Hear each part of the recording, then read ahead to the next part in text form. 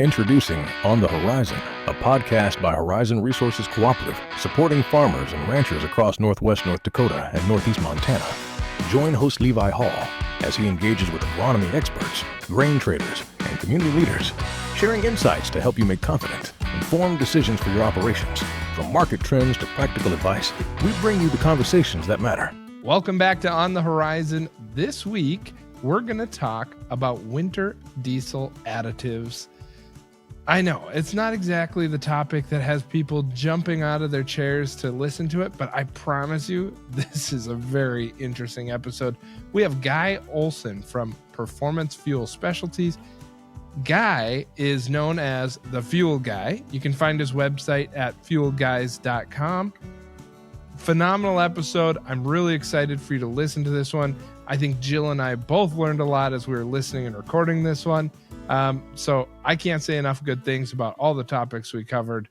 Enjoy the show. At Horizon Resources, we're cultivating the next generation of agricultural leaders through the Grow Internship Program. Guided real-world opportunities in work. This is your chance to gain hands-on experience in agronomy, grain marketing, and more. Work side by side with mentors, learn from industry leaders, and prepare for a rewarding career. Applications are open now. Visit horizonresources.coop to learn more and apply today. Welcome back to another episode of On the Horizon. This week, we have Guy Olson from Performance Fuel Specialists, aka the Fuel Guy.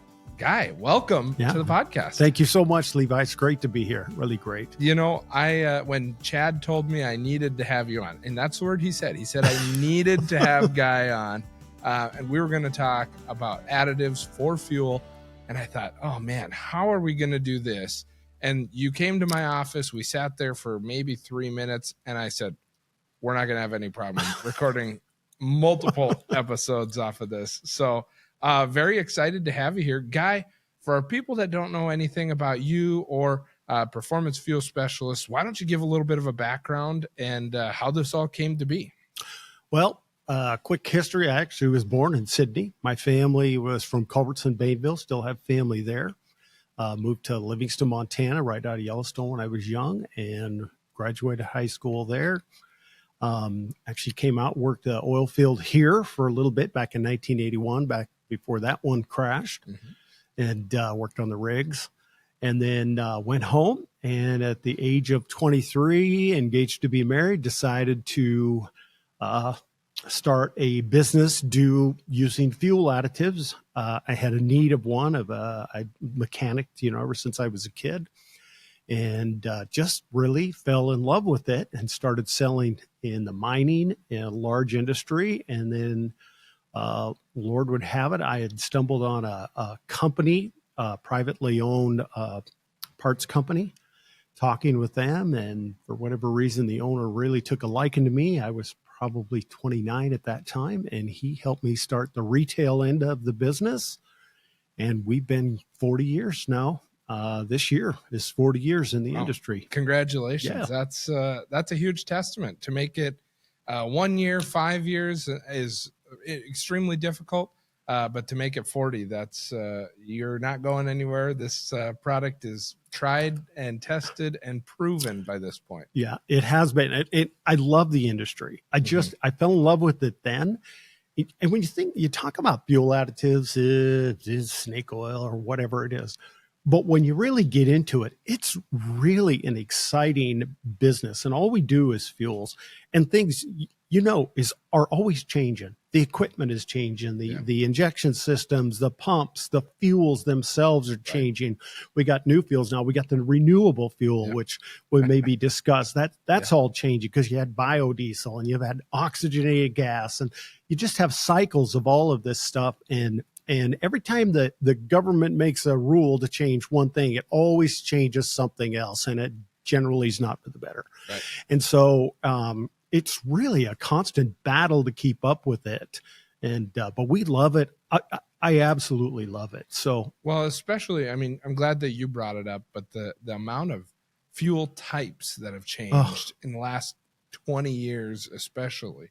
But you look at ethanol, E85, no matter what it is, and like you said, all the way to now a renewable diesel. Obviously, each one of those is going to come with their own little niche. And being newer types of fuels, they're constantly tweaking and trying to improve them as well. Yeah, that's correct. And so it's really given me opportunity. I've worked with a number of magazines I've written for, just did a series on Motor Trend Television that turned out really good. I do clinics for fleets. They're about 3.5 hours long. You probably can believe that I can talk about fuel for 3.5 hours because it's really, really easy. And it's actually really fun when you get into it. And even the guys at the clinics always walk away shaking their head saying, I had no idea, or that was such good information. And so that's what we want to do. Obviously I sell fuel additives and that's part of the business. But as we discussed earlier, I want to educate you. I want to help you understand the industry so you can make a good decision, even if it's not regarding my product. If it's just looking for a problem maybe you don't realize you've had. And I do run into that. People don't know. I had an instance where a guy said, every fuel filter I buy has a leak in it. I don't know what the deal is, but for whatever reason, I can't seem to buy a fuel filter that doesn't end up leaking. That's not a fuel filter problem. That's a microbial problem. But he didn't understand that. He didn't know that microbes grow in your fuel. And of course, the acid they create will eat your fuel canister and anything else. And so that was helpful for him. He just kept replacing equipment and filters and stuff, not realizing my filters were fine. I had another problem. And so we like to help with that. Awesome. Well, let's talk a little bit. You guys have a handful of products that you guys sell. So you have your Gas Plus, your Lead Plus, your Extreme Marine, Power Plus, and Arctic Extreme. Now, obviously, we're here in February. It is plenty chilly this time of year. So I want to focus today predominantly on the Arctic Extreme. So let's talk a little bit about that product, where that product came from, and what you guys are seeing with that, and how one of our member owners should be using that product. Well, so one of the things I've done with this business, and like I said, growing up and doing mechanic and stuff, and even our part numbers I've done very logically. I try to think everything logically and mechanically.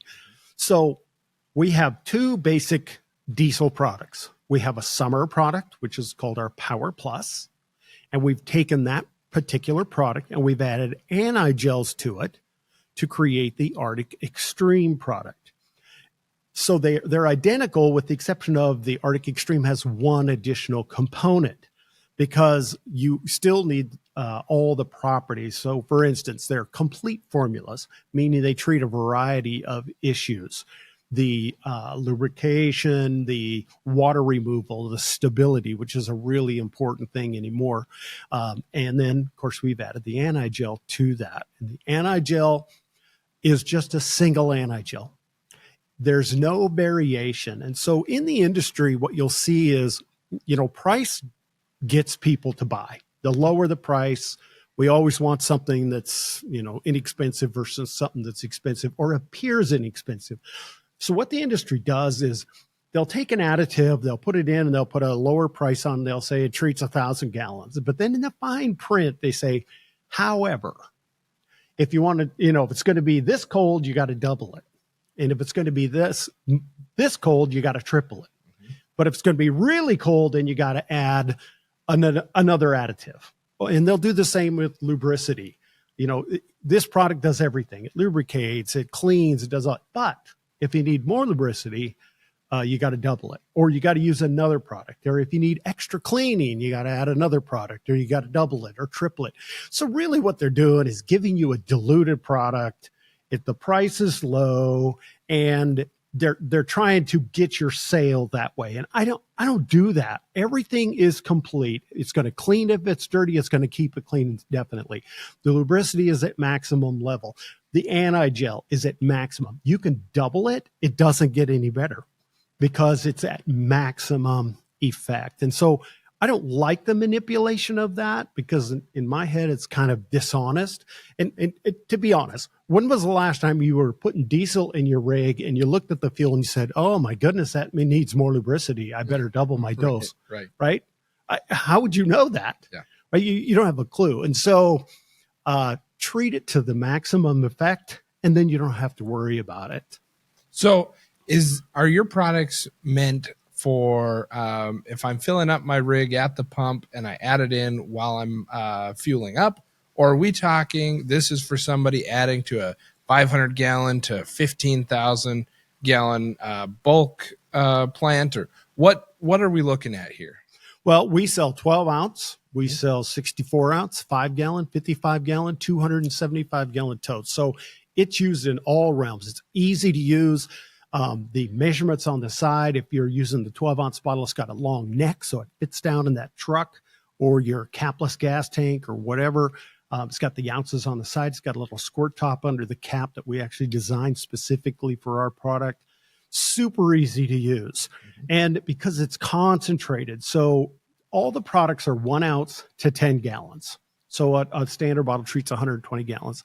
The Arctic Extreme, however, is 1 ounce to 60 gallons. And that's because the concentration of anti-gels, I know it just boggles everybody's mind, but anti-gels will gel. The solid anti-gel, because we formulate, we package, we mix, we print our own labels, everything in-house. The pure anti-gel itself, we have to heat to about 100 degrees to make it usable because it's so thick. And so a concentrated version of it, which we do have in bulk only, gels at 20 above zero. So this particular product, the Arctic Extreme, will go to the negative 20s before it starts getting really thick. Now, it doesn't hurt it. You can simply warm it, but it does have that characteristic. All anti-gels gel. That's just the fact of the matter. If it's a good anti-gel, if it's not a good one, it's not going to gel, or if it's not concentrated. So one of the things that we talk about is the aspect with anti-gels is the chemistry, right? So anti-gels chemically change the fuel. They don't physically change it. They chemically change it. Number one, if you add number one in the wintertime, it makes your fuel thin. It has less wax in it. That's a physical change in the fuel itself. But anti-gels don't do that. Anti-gels chemically, and what I say, the way I explained it is this. It's like two norths on a magnet. So you get, you got 1 million molecules of wax in your fuel. Mm-hmm. And we're going to go in with this additive and we're going to change the polarity of all of those molecules to positive, right? And so when it gets cold and those molecules want to start joining together and becoming large enough to filter out and become wax clogs in your filter itself, they repel one another instead of joining one another. And so that's how an anti-gel works. But number two fuel with an anti-gel is still number two. So what happens with the competition is they say, well, we're going to put enough additive in to treat 20% of those molecules and make 20% positive. But then you still got the other. But then if you double it, we're going to treat another 20%. And if you triple it, or if you add the other additive, it's no different than antifreeze of water. A 50% water antifreeze mix will get you to about 50 below zero. But you could cheat yourself and do a 20% antifreeze mix, but what's going to be the result, right? You're going to freeze up. At the same time, a 50-50 mix of antifreeze gets you to 50 below. What if you want to go to 60 below? Do you add more water or more antifreeze? Neither one. You're at the maximum effect, and that's where we are with this. 1 ounce to 5 gallons, you are at maximum effect. You can double it. It doesn't get any better. You can add any anti-gel you want on top of it. It will not get better. The only thing that'll help at that point is number one, the blending of the fuel for viscosity purposes. So if I'm fueling up and let's say we're starting to get into fringe season, would I be better off using a blend or would I be better off using additives? Or when's that switch happen and when should I be using these additives? Well, for the anti-gel, obviously, we switch everybody over sometime in October, about the same time that they start producing the winter formula, number two diesel fuel, because diesel fuel is manufactured differently in the summer versus the winter. And you notice I said winter formula, not winter blend, because it's usually addressed as winter blend and people think it's a blend, but it's not a blend. It's the winter recipe, right. The winter formula. So I get that question all the time. How much blend is in a winter blend? It's like, it's not a blend at all. Yeah. It's simply number 2 designed for the winter.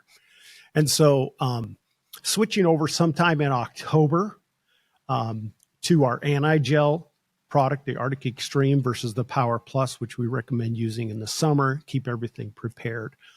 As far as a blend, it really depends on your capability of mixing fuels. So you have people with bulk tanks, and whatever they get in October, November, that's what they got to run all winter. And at that point, you probably need to use the additive and add a blend accordingly.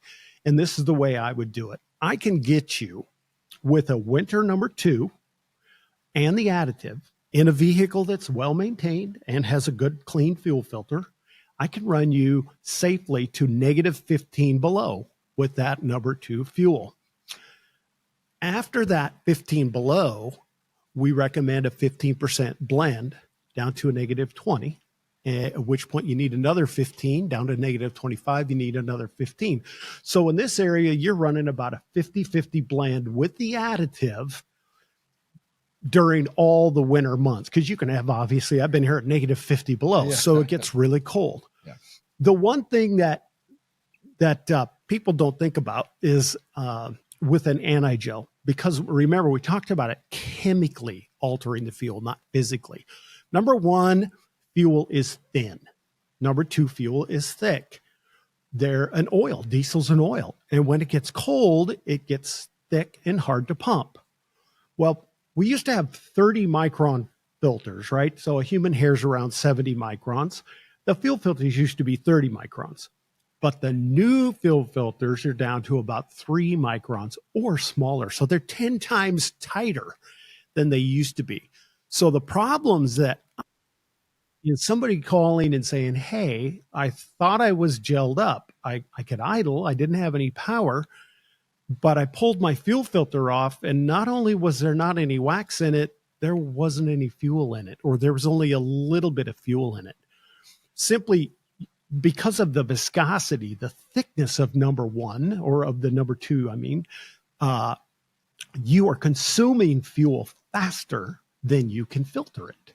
And so anti-gels don't help that. Number 2, with anti-gel, again, all we've done is keep the wax from congealing, from joining together.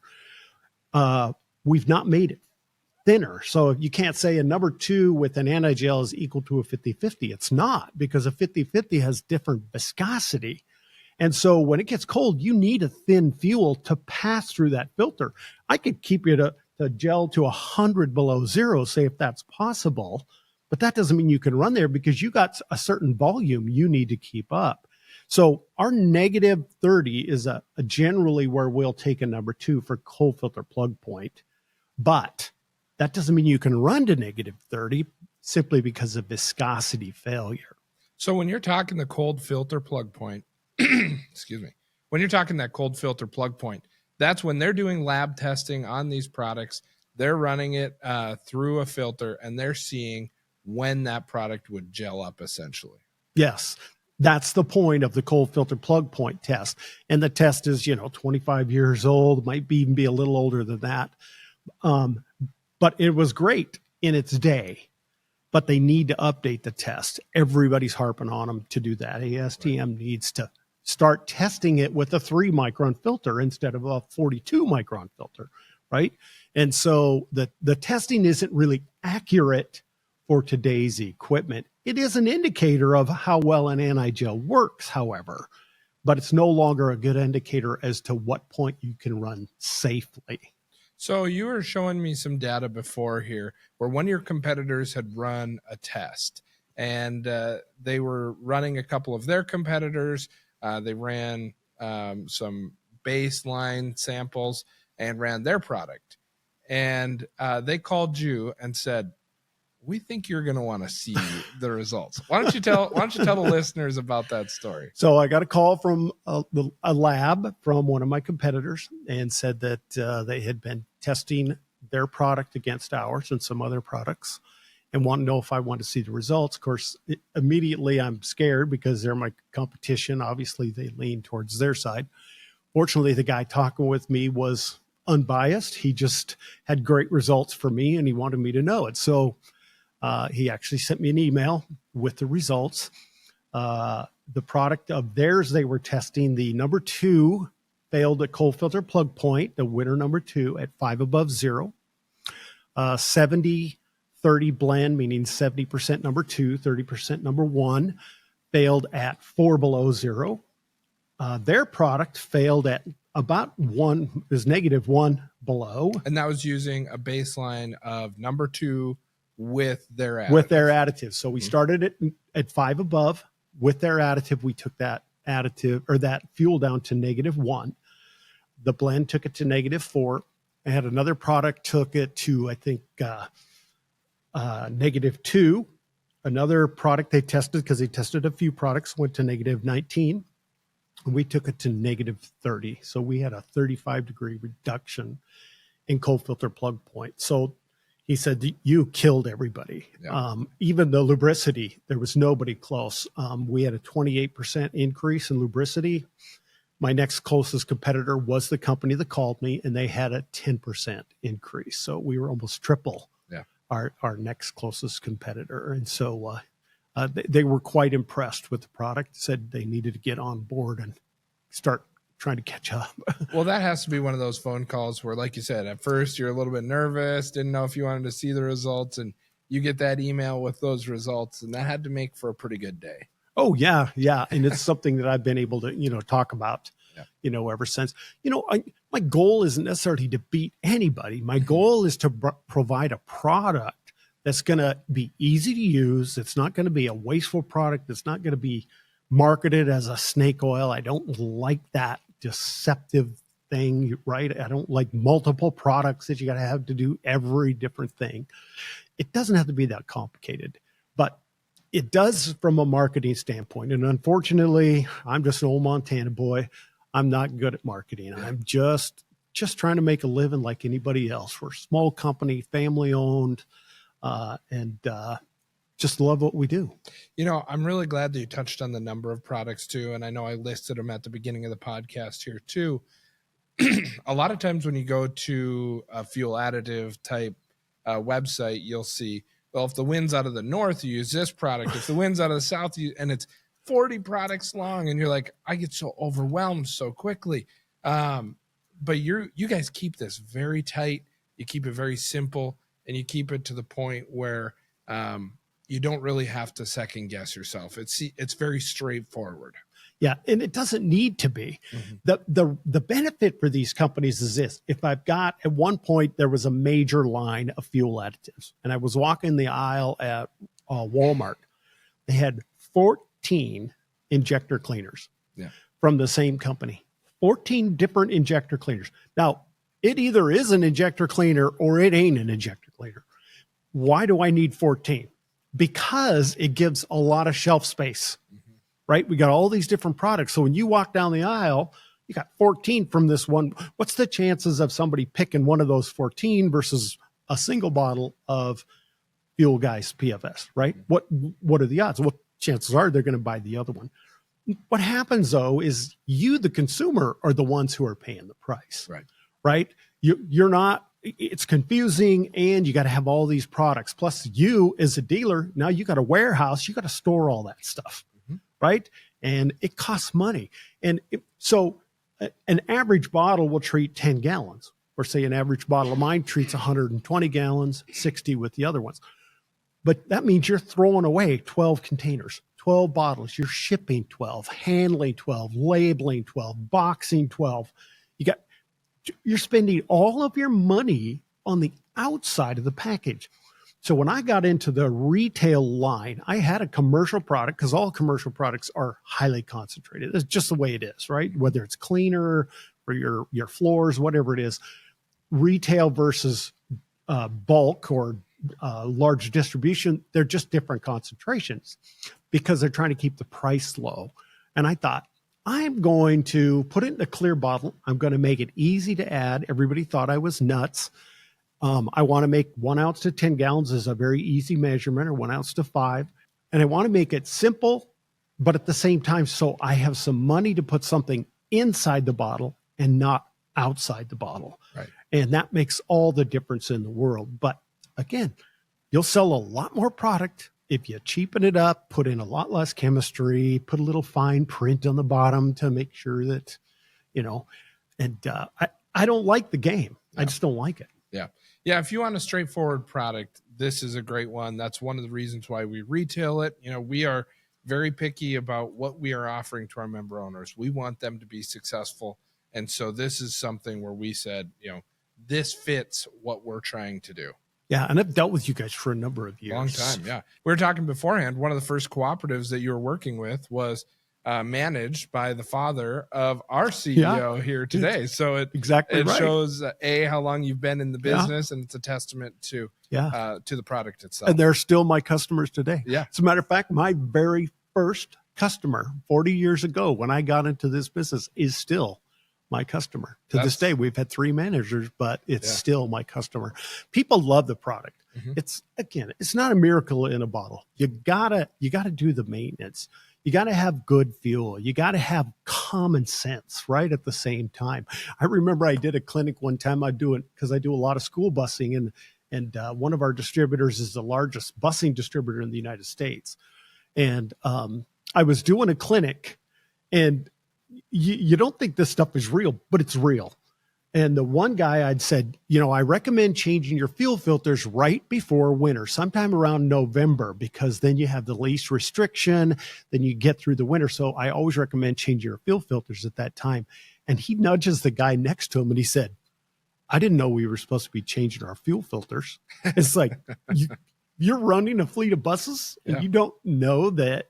And so it does happen because, you got people, I'm not faulting the guy. Mm-hmm. He just hadn't been taught. Yeah.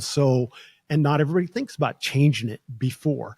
You can't believe the people that don't understand the difference, that there's actually a difference between winter number 2 and summer number 2. Yep. One of the things to think about that we talked about viscosity with number 1, we talked about winter and summer number 2.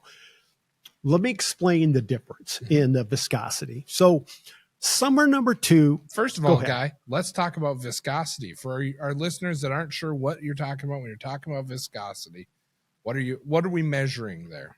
Basically, that's the thickness, right? How thick it is or how heavy it is, how quickly it would pass through a funnel or a filter or whatever, because it just gets thick. Like all oil, when it gets cold, it gets thick. And your motor oil, when you start your engine in the cold, it doesn't have good lubrication because the oil is so thick and so heavy. The difference between an oil filter and a fuel filter is the oil filter actually has a bypass mechanism where your filter won't work until the oil is warm. Your fuel doesn't do that. Your fuel has to go through that filter. So that's basically the thickness is that, or the viscosity is that. So summer number 2 has a gravity, a weight of 33. Now they call it a degree, but it's not a temperature. 33 is the gravity, and it's always tested at 60 degrees Fahrenheit. But 33 degrees, right? We're just going to use 33. Winter number 2 has a gravity of 34. So it's lighter, because the higher the number, the lighter it becomes. So it's lighter, 1 degree, from 33 to 34. Number 1 fuel has a gravity of between 42 to 44, 10 points higher. It's a big difference between number 2 and number 1 for viscosity. And so simply getting a winter blend, you say, oh, it's a winter blend. It is. It's made for the winter, but you've only gained 1 point. You may be 20 degrees in operating temperature, but from a viscosity standpoint, you've only gained 1 point. If you put in an additive, any additive, and you check the viscosity, it'll still be 34, right? It's not going to change. Yep. Put in 1 ounce to 10 gallons or 5 gallons. And so there's just so much more to it than simply, I put in this miracle additive and it's going to work. It just doesn't work like that. You got to use the common sense. And so that's what we call our 15-15 method. When it gets 15 below, you need 15%. And we have on our website, fuelguys.com, we have all this information available. a number of videos from Motor Trend Television. And I think I'd mentioned that I'd done a series for them. If you go on your guys' website, there is a phenomenal, under the resources tab, phenomenal video bank of 10 to 15 videos that show your smiling face explaining when and why to use additives. And it's got a whole slew of great information on that website, very readily available. Yes. And you can sign up for a newsletter. We have a newsletter that goes out about once a month, and it's just educational information. We're trying to educate you a little at a time, all the time, giving you little bits of information, whether it's springtime is coming and we're going to be, treating our lawn equipment, or winter's approaching, and what are we going to do to prepare for winter? And there's a number of different things on microbial contamination, on whatever the subject is. And so it's free. We don't sell the stuff. It's not designed to peddle you a bunch of product online. It's simply done as an educational tool to help you understand exactly what you've got and how to best take care of this high dollar equipment, because it ain't getting any less. No, it's definitely not. I mean, when our member owners are making the investment in the equipment that they're using every day on their farm and ranch, we want to make sure that they can run it for as long as they possibly can, as problem-free as they possibly can. Because you look at the shop labor hours or the cost per hour that shops are charging nowadays, it's not getting cheaper either. So this is something that we want to try and keep your equipment away from the doctor, keep it out in the field, and keep it working. Yeah. They say 2/3 the cost of the new engines are the fuel system components themselves. Really? Right. 2/3 the cost. So you're spending all this money on fuel injection equipment and fuel system, and then 1/3 on the engine itself. And I know we had mentioned earlier, the importance of keeping your fuel system clean has everything to do with the quality of your oil. So we get real picky about our oil. I run the best synthetic. I run whatever it is, the purple oil, the blue oil, the green oil, whatever it is you buy. And I'm real picky about that. But we're not so picky about our fuel, right? We kind of go with a lower price guy or whatever is cheapest on the corner. We do the same with our additives. But the quality of your oil has everything to do with the quality of your fuel system. Because if your fuel system is not burning efficiently, you're getting unburned fuel. And where's that going? That's going into your engine oil. You're getting a lot of soot. These new engines have been battling soot. And soot is just grit, right? So whatever soot you get in there, then you're pumping that into your engine oil. Well, then that's grinding away at everything else. So I don't care how good your oil is. If it is full of diesel fuel and grit, it's not good oil. No. That's just the way it is. Yeah. Now, the best oil in the world, however, will not affect the quality of your fuel system one bit, but your fuel system has everything to do with the quality of your oil. So not only are you taking care of the biggest investment, the 2/3 the cost, but you're also taking care of the lower investment, the 1/3 the cost. And it's just really important that regular maintenance, regular lubricity, keeping everything taken care of all the time. I got a guy who runs a semi, just retired. He had the same truck, very avid user, 1.6 million miles on the original pump and injectors. That's 3 times the lifespan of that particular injection system's normal life, which is about 500,000 miles. Mm-hmm. 1.6 million miles, and he retired and sold the truck. And he said, I was getting the same mileage at the end of it as I was at the beginning. It's not a miracle. It's just simply he kept it clean all the time. He kept it lubricated all the time, right? Kept the water out all the time.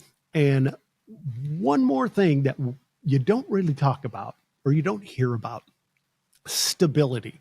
When we think about a fuel stabilizer, we think about, I'm storing my generator, mm-hmm. right? I'm storing my motorhome, my snowmobile, whatever it is.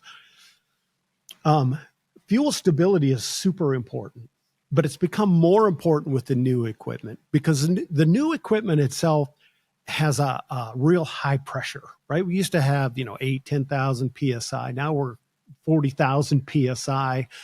We're way higher, and pressure creates heat.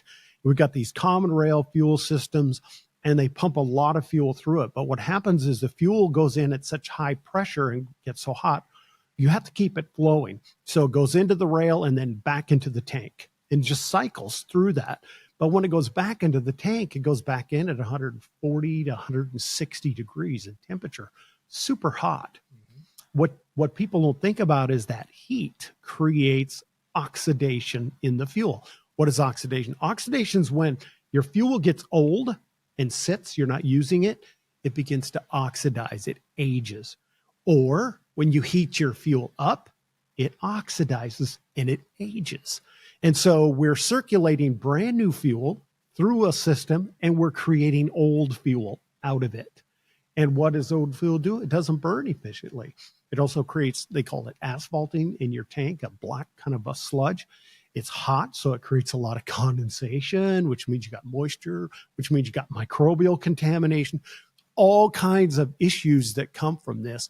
So by keeping a stabilizer and keeping it from oxidizing, you're creating fuel that's always fresh, that's not asphalting, and we're also eliminating the water, so we're taking care of that issue at the same time. And so one thing leads to another, to another, to another. And so it's really important in this new equipment to have a stabilizer every time you fuel, not just for winter storage. I think that's a good point, because when I think stabilizers, that's what I think of is I'm parking my lawnmower. I should go pick up a stabilizer, add it in, and let it sit. And then when I fire it up, I know that I'm good to go the next year. That's not necessarily the case. We should be doing this more often. It should be a regular thing. Yeah, and we include that in every product. It's just part of it. We don't have a separate stabilizer. But again, they cost money like anything else. And so if you want to keep your product cheap on the shelf, just eliminate that one thing. No, hopefully nobody notices. But it's true. You know, there's a problem with the new diesels. It's what they call IDID, internal diesel injector deposit. And so lo and behold, about 15 years ago, roughly, when the new real high pressure systems started coming out to meet all the EPA standards and everything else, they started getting a buildup inside the injectors. Normally it's an outside deposit. Now we're getting, it's a waxy, soapy buildup inside the injectors. What is going on here? We've never seen this. This is new. And so those particular detergents at the time were not designed to clean IDID, nor did they know where it was coming from. Well, a big part of the buildup from that was poor additive package in the fuel and old fuel. And people, well, I'm not using old fuel. Well, yeah, you are. Well, I just filled it up. It was new going in, but it was old coming out of the recirculation. And so you're building that old fuel. So we had to modify our additive. Again, that's one of the things I like about it. You're always changing. All of that had to be modified. All your chemistry for detergency and everything else to clean not only the carbon buildup, but you now also have to clean that waxy, soapy buildup out of the inside of the injector, which we can do. But if you use a stabilizer all the time, we're eliminating the problem before it even begins. And so that's really important. Well, and you look at, again, you go back to eliminating a problem before it begins. An ounce of prevention is worth a pound of cure. And that's what my grandma always said. And it's something that as you get older and you become more mature, you really realize what that meant. And if you're somebody that relies on your equipment, whether it's a truck or your field equipment or whatever, if you require on that to make a living, when that truck is parked at the shop, you're not making any money. So it's important to use these types of products and help keep that equipment out there making you money. Yeah, and that's why we do the complete formula. Because first off, you may have more than one type of piece of equipment, right? You have maybe several rigs, which pretty much everybody does.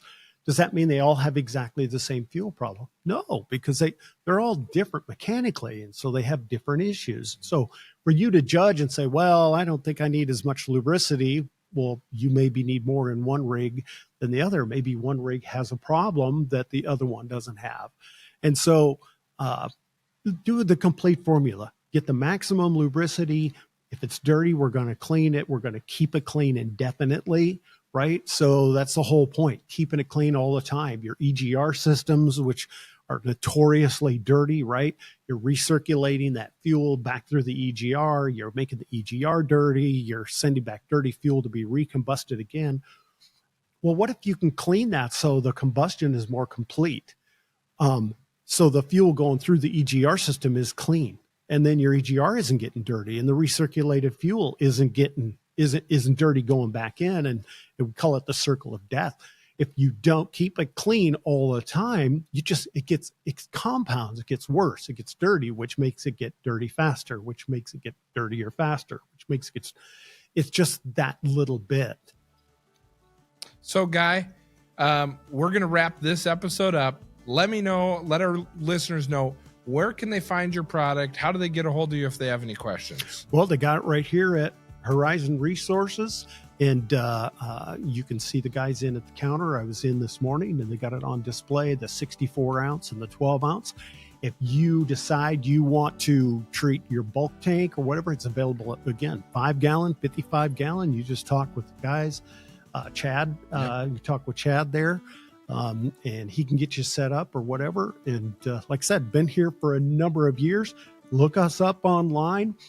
We always have our distributors throughout the U.S. Wherever you're at, you can find online.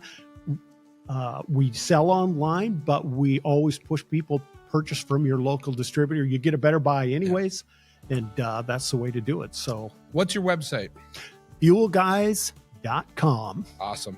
Well, again, the resources tab there is phenomenal, second to none. I can't stress enough how our member owners should go listen to the videos, read up, sign up for the newsletter. Yes. All of it's great information, and it doesn't cost you a dime. Yep, so, absolutely. Guy, thanks so much for coming on. I can't wait to have you back. I know Thanks, we're going to Levi. have you back. Yeah, great to have it. All right. Thank you for tuning in to On the Horizon. If our conversation today sparked your interest, make sure to subscribe to our podcast on your favorite platform. Stay connected by following @Horizon Resources Co-op on Facebook and Instagram, and explore the world of agriculture with us. We're excited to continue bringing you real conversations with Horizon Resources industry partners, member owners, and employees, discovering more about your local neighbors and community friends. Until next time, keep looking towards the horizon.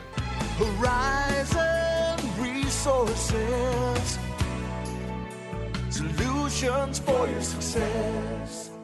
This podcast is for informational purposes only and is not to be used or considered as an offer or a solicitation to buy or sell commodities. Horizon Resources does not make any representation, warranty, or guarantee as to the completeness, accuracy, timeliness, or suitability of any information contained within any part of this podcast. Horizon Resources does not accept any liability for any loss or damage, including without limitation loss of profit, which may arise directly or indirectly from use or reliance on such information. Whilst the information provided has been obtained from sources believed to be reliable, Horizon Resources does not attest to its accuracy or completeness. Horizon Resources reserves the right to change any source without restriction or notice. The information herein is indicative only and is subject to change.